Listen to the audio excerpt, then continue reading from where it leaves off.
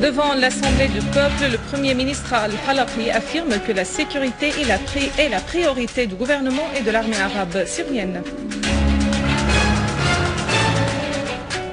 Les unités de l'armée arabe syrienne neutralisent plusieurs groupes terroristes.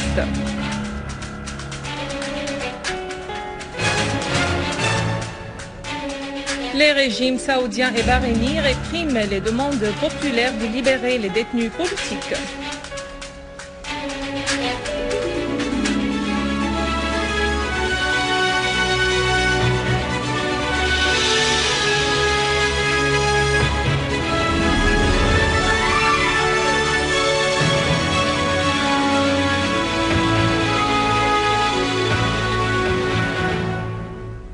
Mesdames et messieurs, bienvenue à vous tous dans ce journal.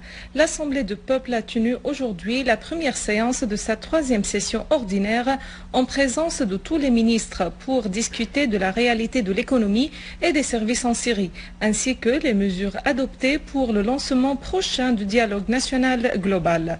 Le président de l'Assemblée du peuple, Mohamed Jihad Al-Laham, a affirmé que le terrorisme soutenu de l'étranger vise la Syrie, ses infrastructures et ses produits dérivés du pétrole. Al-Laham a expliqué que la Syrie fait face à un ennemi qui s'est infiltré à l'intérieur du pays et qui est soutenu de différentes forces à l'étranger, affirmant que la situation prévalente en Syrie exige des efforts urgents pour faire échouer les tentatives de ceux qui cherchent à porter atteinte à la sécurité de la patrie. Al-Laham a en outre précisé que le dialogue national global constitue la base principale du programme politique pour résoudre la crise en Syrie, et ce grâce aux contacts menés avec toutes les composantes de la société syrienne afin de se tenir ferme contre le terrorisme qui menace le pays. Pour sa part, le Premier ministre Wael Al-Halaqi a souligné que le gouvernement va de l'avant dans la mise en œuvre de son programme, car cette étape exige de prendre en charge la responsabilité nationale pour faire face aux défis. Al-Halaqi a précisé que malgré toutes les difficultés, le gouvernement s'emploie à assumer ses responsabilités et assurer le besoin des citoyens afin de rétablir la stabilité dans le pays. Le Premier ministre Al-Halaqi a déclaré que le secteur de l'électricité a été pris pour cible par les groupes terroristes armés, ce qui a rendu faible la proportion des besoins en énergie.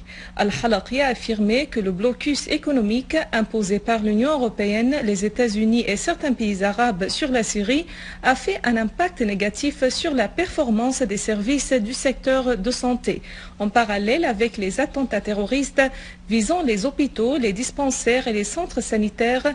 Et malgré tout ça, le secteur sanitaire fournit toujours d'importants services aux citoyens.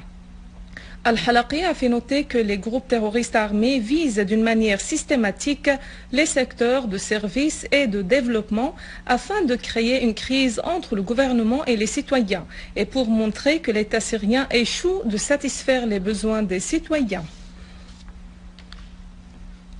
Le patriarche Yohanna Dissiazaji a présidé une messe dans la cathédrale de Saint-Nicolas à Beyrouth, au cours de laquelle il a appelé à établir des ponts de charité dans nos pays.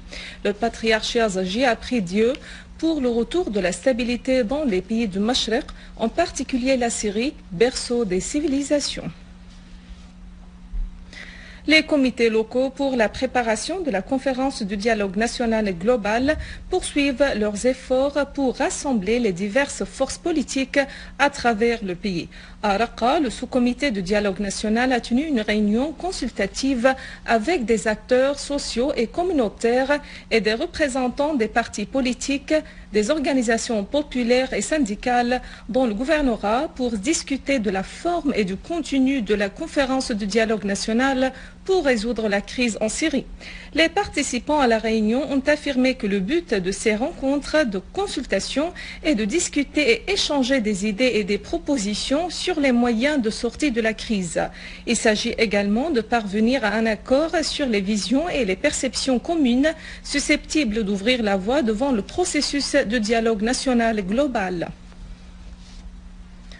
À Homs, le sous-comité du dialogue a tenu sa première séance de consultation avec les représentants des partis politiques, socio-religieux et culturels pour échanger les idées et les propositions afin de s'y mettre d'accord avant le lancement du processus de dialogue national. À Tartous, les séances de consultation sur le dialogue national se sont poursuivies pour le 3e jour consécutif avec les représentants de la société locale pour parvenir à une entente nationale visant à surmonter la crise actuelle dans le pays.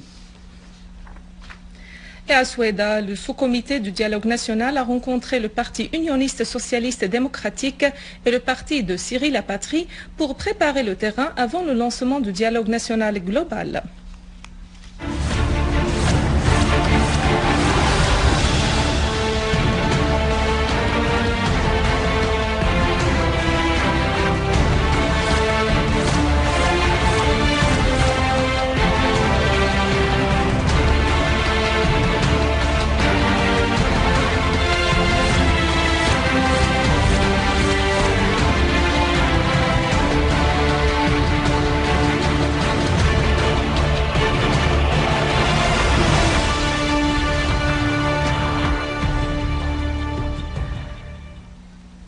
Dans la banlieue d'Idlib, des unités de l'armée arabe syrienne ont détruit nombre de rassemblements de terroristes et leurs repères dans la localité de Kfar Haya à Jabal al-Zawiya, faisant grand nombre de tués et de blessés parmi les terroristes. Et dans la campagne de Jisr Chourour, les unités de l'armée arabe syrienne ont détruit des repères de terroristes à Ain Soda et à Sharir. Le gouvernement de la justice et du développement turc continue d'exercer des violations flagrantes de la loi internationale en soutenant les opérations terroristes en Syrie et en menant des vols à main armée sur les potentialités du peuple syrien et les infrastructures économiques syriennes. Le ministère syrien des Affaires étrangères et des expatriés avait adressé 2 lettres au président du Conseil de sécurité et au secrétaire général des Nations Unies pour dévoiler et dénoncer les violations du gouvernement de Recep Tayyip Erdogan. D'un autre côté, Fares Al-Shihabi, président de la Chambre d'industrie d'Alep, a lancé un appel sur plus d'une chaîne satellitaire à rassembler les documents prouvant les violations turques en Syrie qui se contredisent également avec la loi internationale et ses articles. Al-Shihabi a de même insisté sur le soutien qu'accorde le gouvernement turc au groupe terroriste en Syrie en violation flagrante de la loi internationale. En Arabie Saoudite, les autorités saoudiennes poursuivent la répression des manifestations populaires exigeant la libération des détenus et la mise en place des réformes politiques et sociales. Près de la ville de Qatif, à l'est du pays, et dans la localité d'Al-Awamiya, une femme et son bébé ont été blessés par balle lors d'une fusillade près de la prison.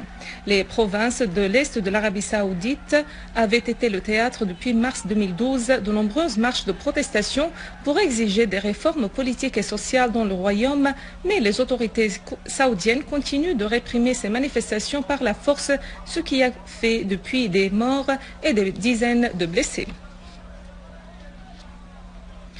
Au Bahreïn, les forces de sécurité ont utilisé des bombes au gaz lacrymogène et des grenades assourdissantes pour disperser les manifestants participant à l'enterrement de Hussein Jaziri, âgé de 17 ans, et qui a été tué par les forces de sécurité jeudi dernier. De même, les forces de sécurité bahreïniennes ont barré des routes menant au village de Diya, situé à l'ouest de la capitale Manama, pour bloquer des milliers de manifestants qui ont tenté de rejoindre le mouvement de protestation générale. Ce mouvement a été lancé à l'occasion du deuxième anniversaire du début des manifestations pro-démocratie au Bahreïn.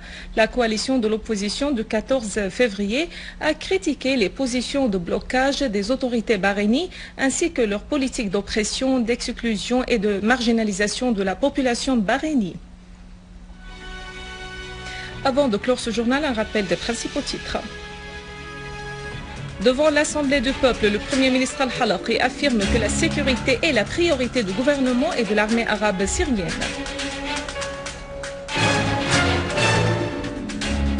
Les unités de l'armée arabe syrienne neutralisent plusieurs groupes terroristes.